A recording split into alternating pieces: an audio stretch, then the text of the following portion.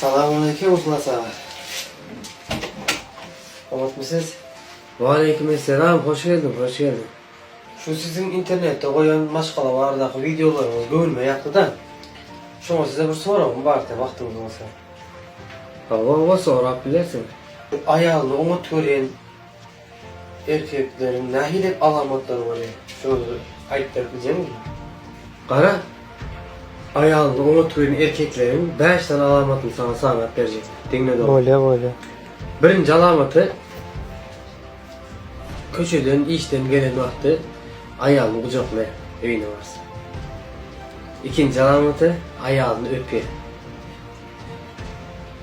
Üçüncü alamatı, ya ayağını o yerden yanından geçende öyle ayağını ayağına değinip duruyor.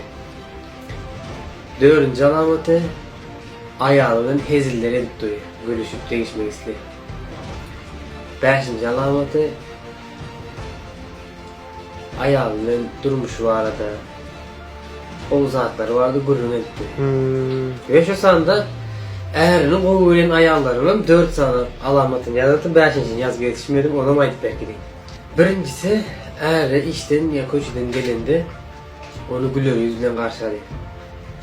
İkinci alamatı, eğer o sücü naharlar bir şiddet. Üçüncü alamatı, eğer hep de bir gezek olsa da en azından masaj edip duruyor. Dördüncü alamatı, eğer öğlendirmenin aradası defti. Sağ ol abi. Bunları beni yattan çıkarmam.